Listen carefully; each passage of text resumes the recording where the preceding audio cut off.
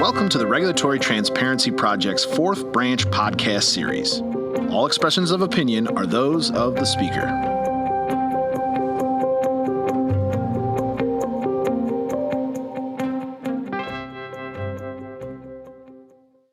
Hello, and welcome to the Regulatory Transparency Project podcast. My name is Kayla Kleist, and I'm an Assistant Director of the Regulatory Transparency Project here at the Federalist Society. Today, on this fourth branch podcast, we're delighted to host a discussion on the CHIPS Act and immigration. To address this topic, we have with us today a stellar pair of experts who I will introduce briefly before they jump into the discussion. As always, please note that all expressions of opinion are those of the experts on today's program, as the Federalist Society takes no position on particular legal or public policy issues. First off, we're joined by Caleb Watney, who is the co-founder and co-CEO of the Institute for Progress, where he manages the meta-science and immigration policy teams. His research focuses on policy levers that the U.S. could use to rebuild state capacity and increase long-term rates of innovation. Previously, Mr. Watney worked as the Director of Innovation Policy at the Progressive Policy Institute, was a Technology Policy Fellow at the R Street Institute, and a Graduate Research Fellow at the Mercatus Center. His commentary has been published in the Washington Post, The Atlantic, Politico, Lawfare, and the National Review. He's also been cited in the New York Times, The Economist, Vox, Ars Technica, and the National Journal. Also joining us today as our guest host for the podcast is Adam Thierer, who is a senior fellow for the Technology and Innovation team at R Street. Prior to joining R Street, Mr. Thierer spent 12 years as a senior fellow at the Mercatus Center at George Mason University. Before the Mercatus Center, he served as the president of the Progress and Freedom Foundation. Mr. Thierer has also worked for the Adam Smith Institute, the Heritage Foundation, and the Cato Institute. During his career, Mr. Thierer has published at least 10 books on a wide range of topics, including online child safety, internet governance, intellectual property, telecommunications policy, media regulation, and federalism. And I will wrap it there for the sake of time and getting into our discussion. But if you'd like to know more about either of our guests today, please feel free to visit regproject.org, where you can read their impressive full bios. With that, however, I will hand it over to our host, Mr. Thierer. The mic is yours. Well, thank you so much. And Caleb, thanks for joining me today. I appreciate it. Of course. Yeah. Always fun to join in the conversation. So Caleb and I go back a while. We worked together at the Mercatus Center, where we did some work on a variety of technology policy issues, including some essays and filings on driverless car policy. I think Caleb will agree that that's probably the best thing ever written on driverless car policy. And I don't know why nobody needs to really publish anymore after that, but they continue to do so. But no, we had a great time there, and we've continued to work together informally and also play poker together. And I'm tired of inviting Caleb to my poker nights because he wins my money too often. So that might need to stop. So one of the things I've always leaned on Caleb for is information about what's happening as it pertains to tech and immigration. These two things are very important topics that are increasingly linked at the hip, because without high-skilled talent, you don't have high-powered technology sectors and national competitiveness and innovation. They all go hand in hand. And Caleb, now that he's gone off and started Institute for Progress with Alex Stapp, has done amazing work to really zero in on this as a policy priority for the United States as it faces off against China and other nations on a whole host of new fronts. So I'm going to turn to you, Caleb, and ask you first to start sort of high level, like why this has been a priority for the Institute, why you and Alec and your colleagues have brought on a lot of talent to focus in on this, and also contracted out papers and just an absolute flood of material. So why has this become front and center for the Institute for Progress? Absolutely. So I think at the highest level, economists, I think, generally agree that innovation and technology are the forces that really propel humanity over the long run. In the short run, you can have, changes that come from, better policies or better institutions. But, in the long run, it's really technology, innovation, and growth that kind of drives humanity forward. And what really creates innovation is also something that economists have spent a lot of time on. And you can kind of think about what are the inputs to innovation at the highest level. So there are, funding, basically, what kind of goes into the way that we fund science and technology, what drives capital investment. There's kind of the agglomeration effects where humans all get together in these big urban clusters, and together their work is more productive than they would be alone. You can think about San Francisco, Boston, Austin, a number of other cities where these things kind of happen. There's also the culture of innovation, which, Adam, I think you've written a lot about, sort of what drives particular people to strive for their most ambitious kind of versions of their ideas. And then lastly, and I think kind of the issue that's going to take up most of the conversation today, is the human capital, the talent, the people who are actually coming up with the ideas and working together. They're the ones who are taking the science funding, taking these agglomeration clusters, sort of building on the recipes and the tacit knowledge that's kind of come before them and adding new ideas to the knowledge stock. The economist Paul Romer actually won the Nobel Prize for kind of coming up with the basic formulation that innovation and growth is ultimately driven by new ideas. And as you have more people, that leads to more ideas. And so that's, I think, at the highest level, why the Institute for Progress focuses on innovation. I think you could also look at the United States' particular history and realize how important innovation or immigration has been for driving progress in the United States specifically. I think it's kind of underrated the extent to which back in the 1900s, the United States was actually considered a bit of a scientific backwater. I don't know if anyone has watched the recent movie Oppenheimer, but you can see that J. Robert Oppenheimer, the protagonist, ends up going to Europe basically for all of his studies, and all the most interesting scientific discourse and dialogue at that time was happening in Germany and Austria-Hungary. But over the next 90 years, there was this huge basically migration of scientific talent across three kind of waves, both before, after World War II, and then also sort of in the aftermath of the Cold War, that led to this just massive infusion of scientific talent into the United States. And you can just look at the graphs about when did the U.S. start winning Nobel Prizes in physics, say, and at what rate, and it's just this massive spike after that time. So really, the United States has always been this place where we've combined international scientific talent in American scientific institutions, and that's led to things like the Manhattan Project, the Apollo program, Silicon Valley that we see today. Yeah, I want to ask you about that history, but first I want to briefly just comment on your excellent point about how essential immigration is to fueling economic progress and the success of nations globally. I mean, Matt Ridley, the great science writer, has this wonderful phrase about what really makes progress happen is when ideas have sex, and you bring interesting people and interesting ideas together and let them commingle, and magic happens, but that can only happen if you can bring the people together first. And so I think a lot of people forget that. And I think when you look at history, there are so many powerful examples, and you just started going down it. So let's have you riff on that a little bit more, because I know you wrote a piece, I believe, for the New Atlantis. Is it called the Egghead Gap? Something like that. Is that right? Yeah.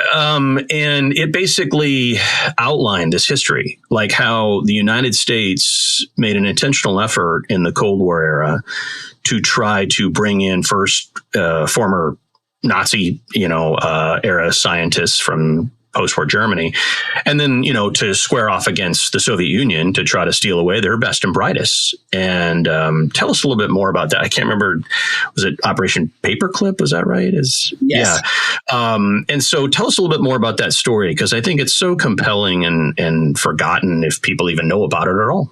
Absolutely. So I think you could sort of look and squint your eyes and see sort of three basic waves of talent. And so the first that we actually see in Oppenheimer is kind of this wave of Jewish emigres that sort of are being persecuted in Germany and Austria-Hungary by Hitler and the Nazi regime, and end up fleeing sort of to the Allied powers to take refuge. And so this, some share of them went to the UK, but actually many of them went to the United States. And you had, educational institutions like the Institute for Advanced Studies at Princeton, which were making a very deliberate effort to sort of actively poach and recruit a lot of these top scientists, help them get integrated into the U.S., get them jobs, get them plugged into kind of some of the military apparatus. And actually, there's a really great quote right towards the end of World War II where Sir Ivan Jacobs, who was a military advisor to Churchill, said that the Allies won World War II because our Germans were better than their Germans.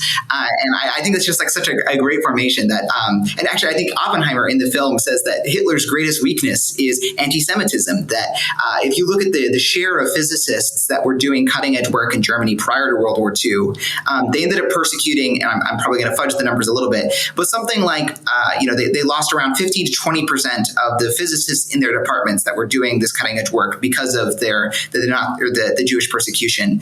But if you look at the specific scientists, it ended up being something like 60 to 70% of their physics citations were the specific professors that they're driving away. So it wasn't just the sheer number of scientists, but also just the caliber of intellectual talent that they were driving away, which is maybe the biggest own goal in history by some formulation.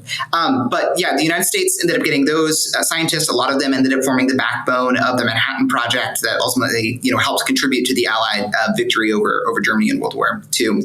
Following World War II, there was sort of this big race for talent between the U.S. and the Soviet Union over the remainder of some of the top scientific minds, still from Germany and the Axis powers.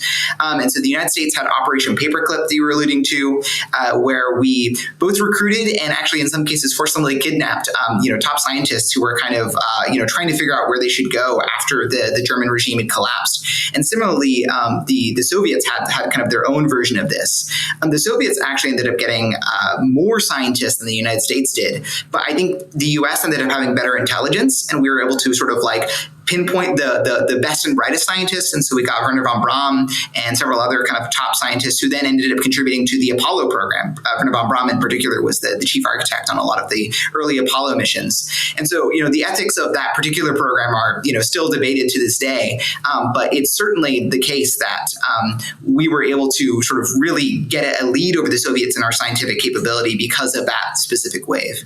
And then sorry, go ahead. No, go ahead. Go ahead, finish. And so then the last wave is sort of as the Soviet Union was beginning to collapse, there was a whole host of sort of mathematical talents, especially that were looking to escape. And this was, in the late 90s or the early 90s. And the United States passed actually the Soviet Scientists Act of 1992, which created a time delineated, captive visa pathway. But it was trying to make it as easy as possible to make it so that Soviet scientists could basically come and work in the United States. This didn't end up passing, but there was actually a proposal at the time to actively subsidize employers who were hiring Soviet scientists so that we could just basically integrate this talent as quickly as possible.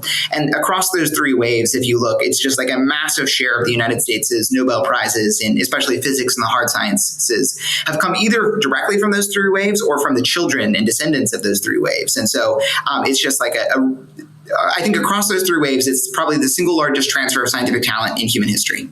Yeah, it's an amazing story, and this is still stuck in my memory because I came to Washington, D.C. in the early 90s during this period when the Soviet Union was falling and the world was changing. I was working at the Heritage Foundation. I distinctly remember these discussions, and it was incredible. I mean, we were going to basically able to vacuum up the world's talent base and bring it here, and this was something that there was a lot of people thought this was a great idea. This wasn't really controversial. It was just kind of like, ho hum. Yes, great idea. Let's get it done. We're going to win this one.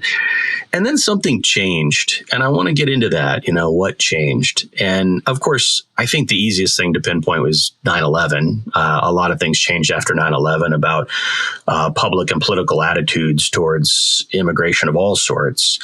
But there were other things going on culturally. And, one thing that I think I'm still struggling with is like how this changed so radically to the point where today, either we've forgotten about the importance of ideas like this and immigration more generally, but like people are just very, very actively opposed to this, including the idea of stealing the world's best and brightest, which we should understand from both a global competitiveness perspective, but also a national security perspective as compelling rationales. I mean, I don't understand.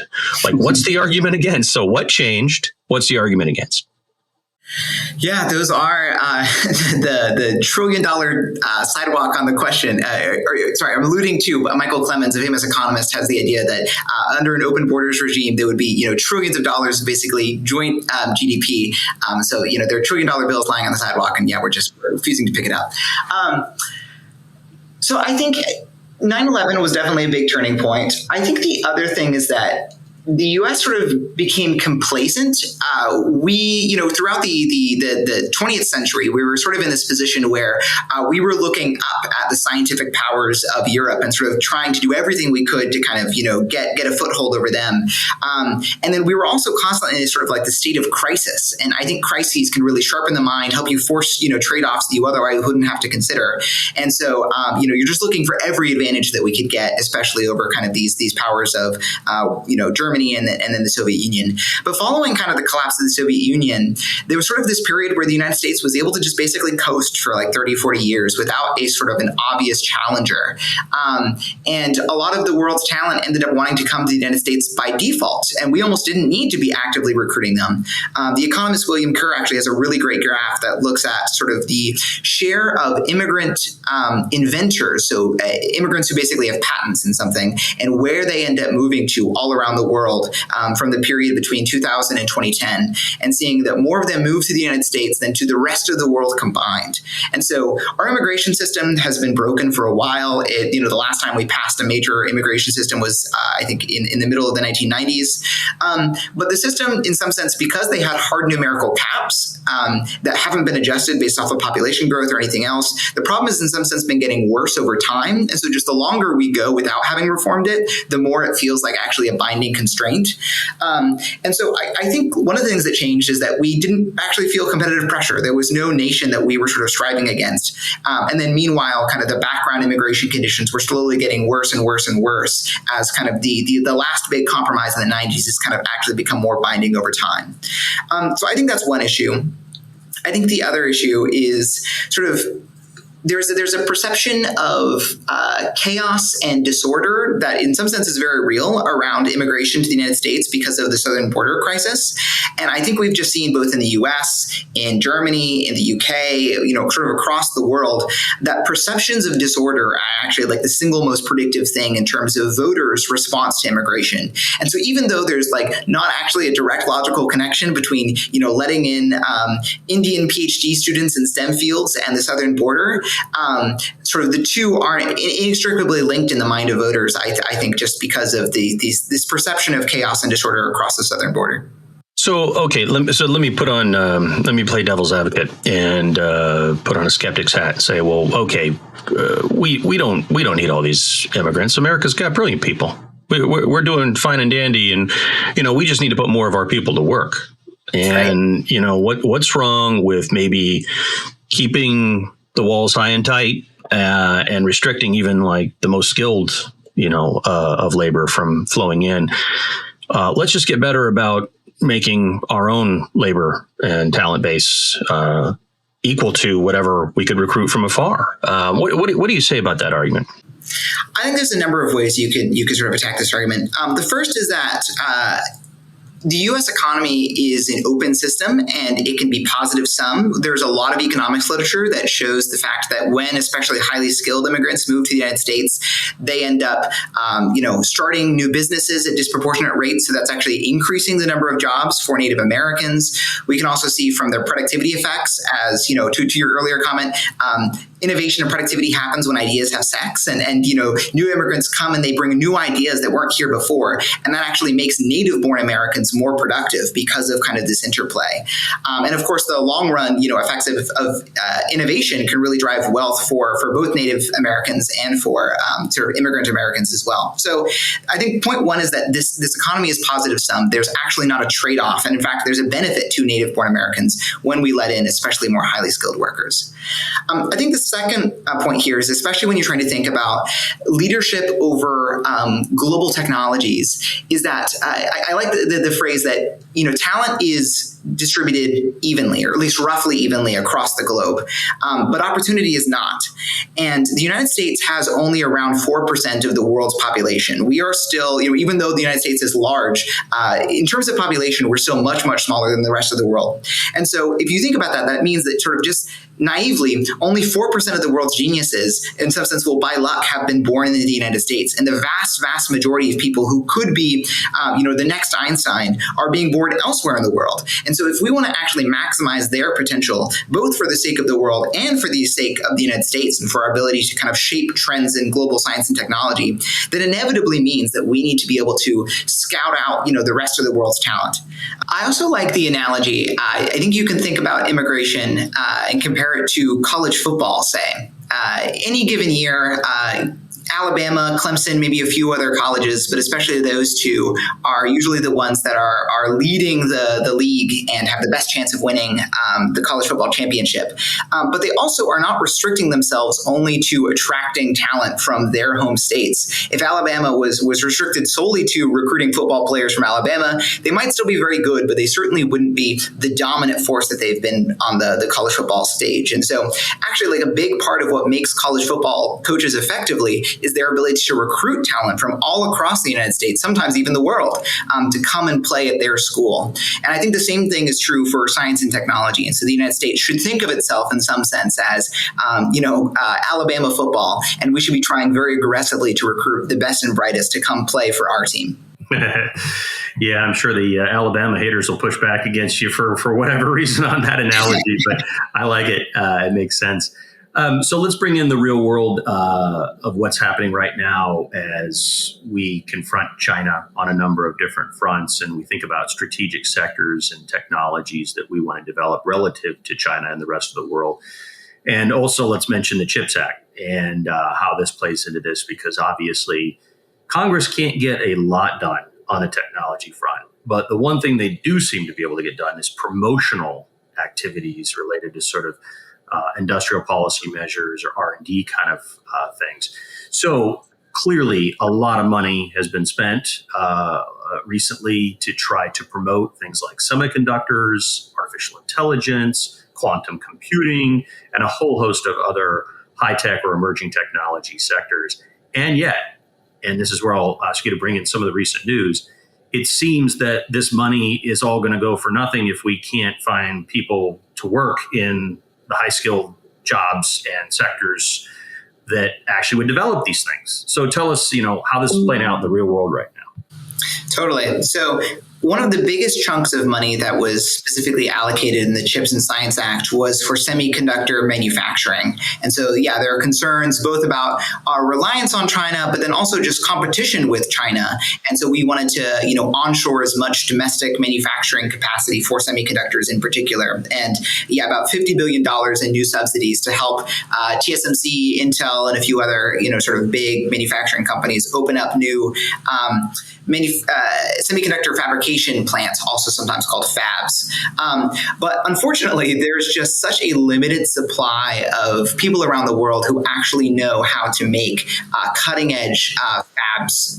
And in fact, it's interesting to watch China's approach. China has been spending billions of dollars over the last 10 years to try to replicate Taiwan's sort of burgeoning and world-class semiconductor industry, and yet has largely been failing. And, it has not been for lack of trying or for lack of money that's been spent, but for lack of real on-the-ground tacit knowledge. It seems like it's not only just something that you can convey in blueprints. You could drop, the blueprints for how you design new semiconductors or even how you make new fabs, but that's not actually the scarce element. It's the tacit knowledge, the sort of on-the-ground, how do you actually do this in a way that's hard to actually write down, that gets embedded into human capital, into actual people, that has been so hard to replicate, both for the United States and for China.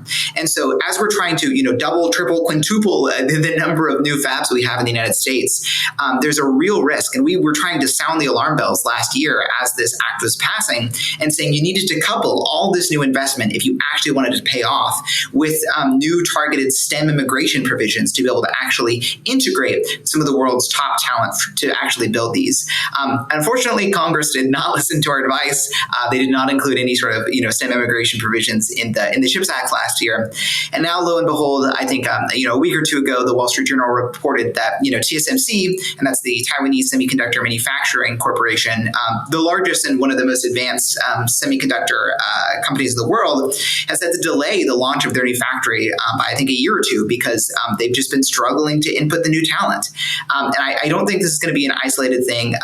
I think we're going to continue to see shortages like this all across the United States, both in semiconductors, but also in other kind of high-tech industries where talent is such an important part of actually getting the thing to work. And so to your point, Adam, I'm quite concerned that a lot of this new funding we just passed is ultimately going to end up being wasted unless we can, begin to change the tide and really go hard on recruiting some of the top talent all around the world.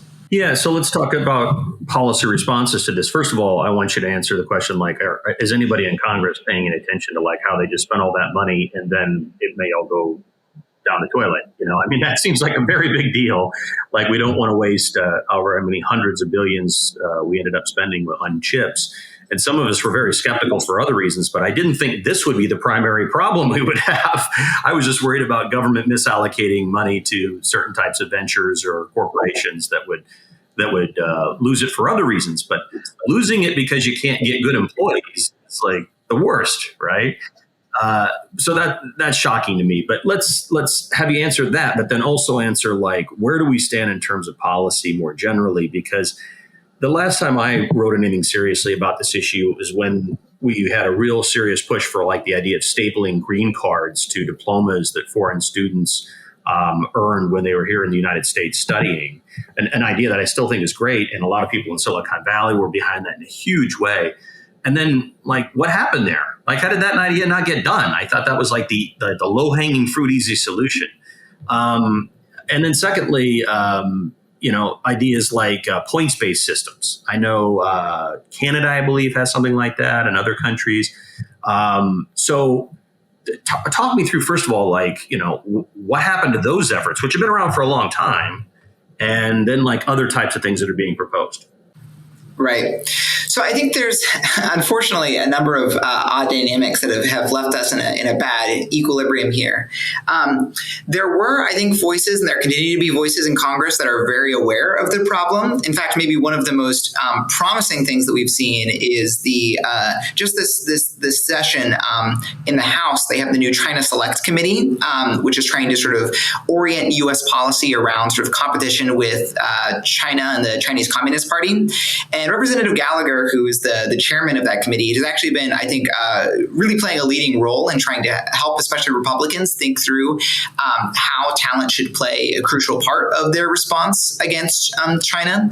There's also, very powerful voices, I think, on the Democratic side.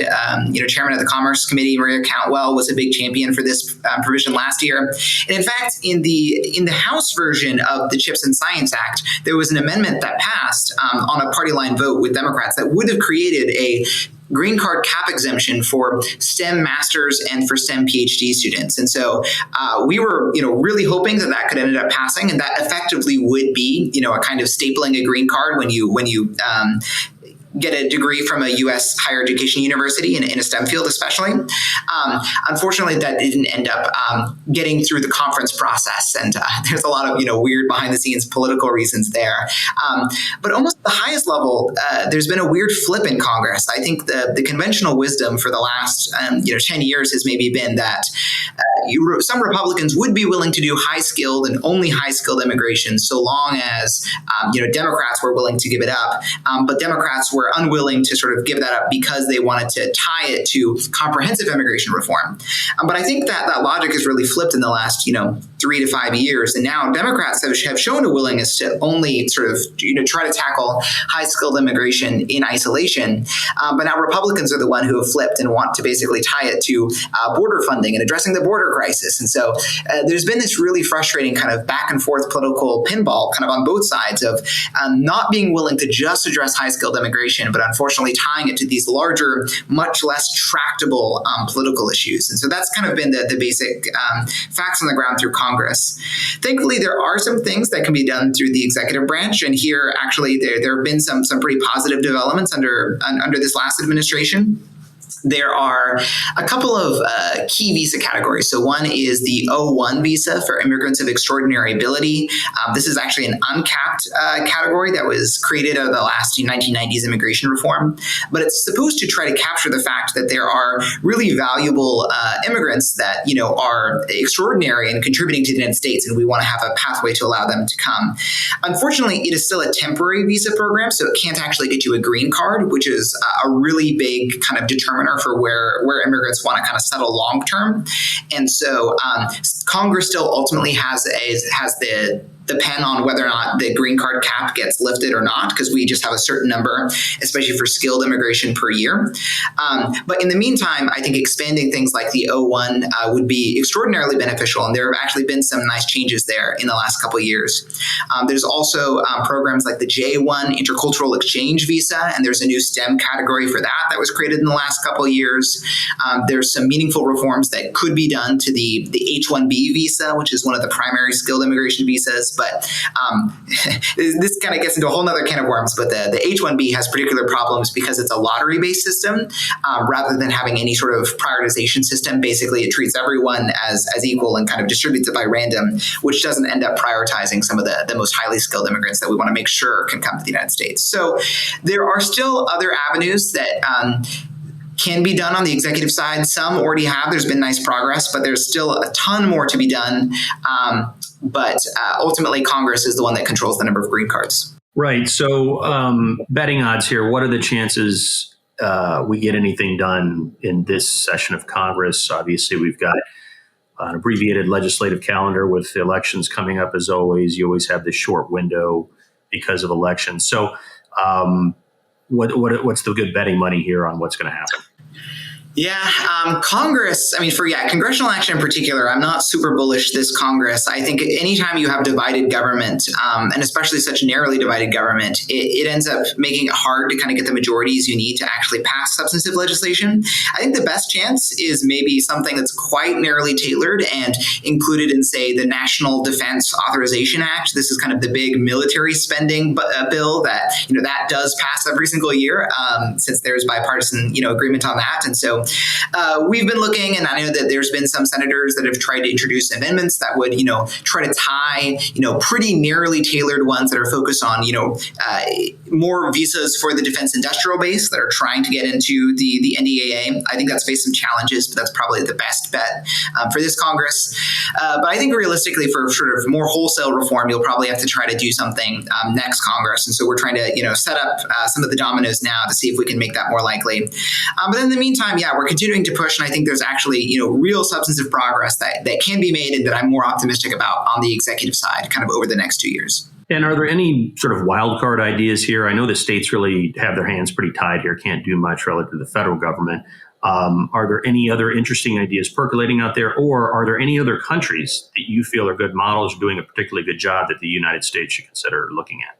For sure. So on the first question, some of our friends at the Economic Innovation Group, EIG, another think tank that does really great work on high-skilled immigration, has a pretty interesting proposal for what are called Heartland Visas. And so this is something that would require Congress, but it's basically trying to decentralize or devolve some of the key questions around immigration to the states and be able to allow states to bring in, specific kinds of talent that they feel like meet their regional needs. And so if, an area in the Midwest says, we're really having a nursing shortage right now, they could specifically prioritize visas for nurses. Or if in another place it's, semiconductor manufacturing engineers, you could try to get those. And so I think that's a really neat and interesting proposal and could maybe depolarize immigration along some margins, but it still would ultimately require Congress to act, which is just going to be, I think, a higher bar.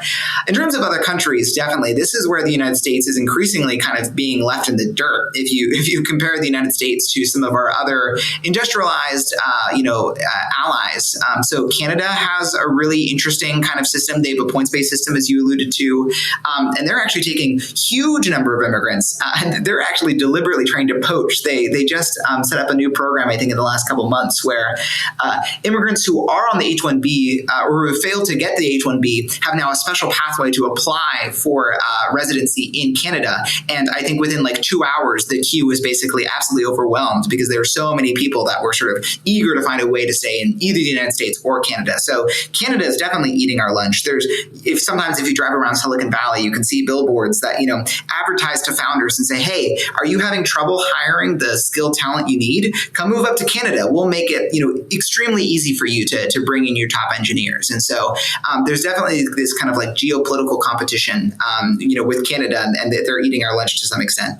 The UK has also been doing some pretty exciting things. I think a couple of years ago, they launched this global talent visa, which is trying to really be proactive about making it as easy as possible if you're graduating from a top sort of international undergraduate to be able to come and move to the UK.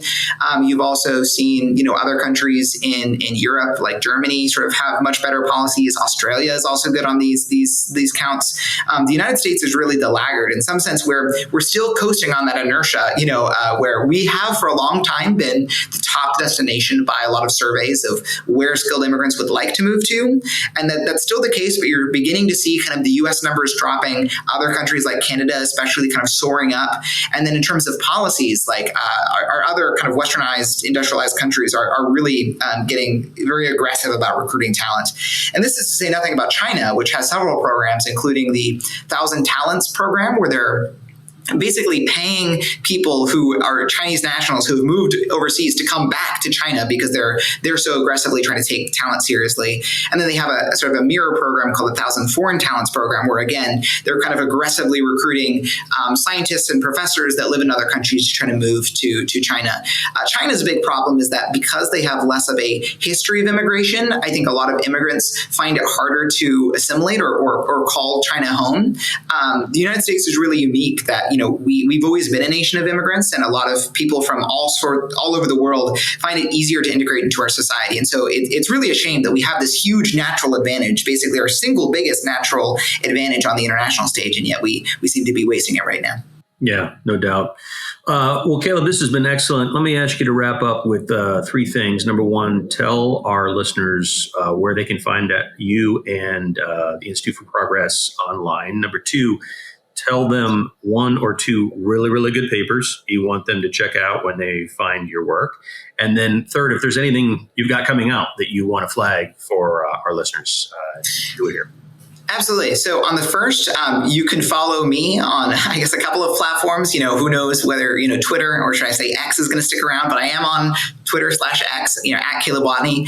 Same on Threads, the other likely competitor.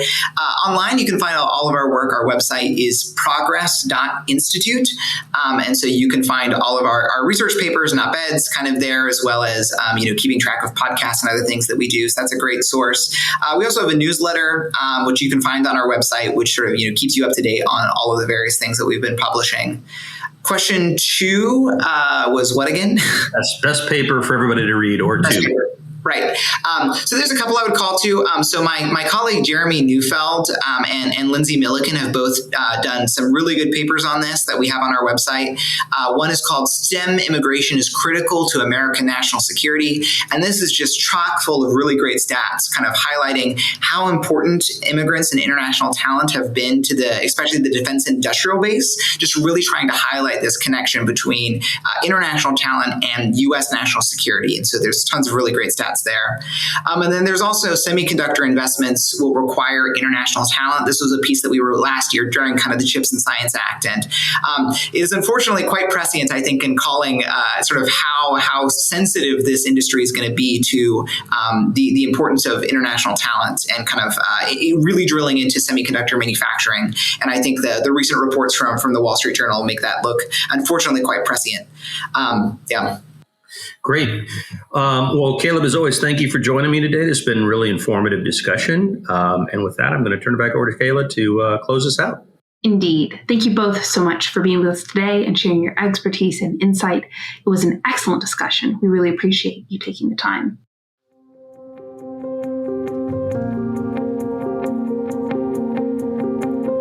On behalf of the Federalist Society's Regulatory Transparency Project, thanks for tuning in to the Fourth Branch podcast.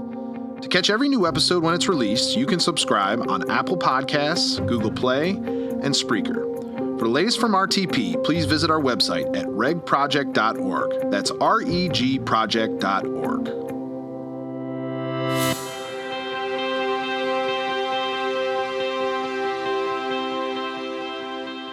This has been a FedSoc audio production.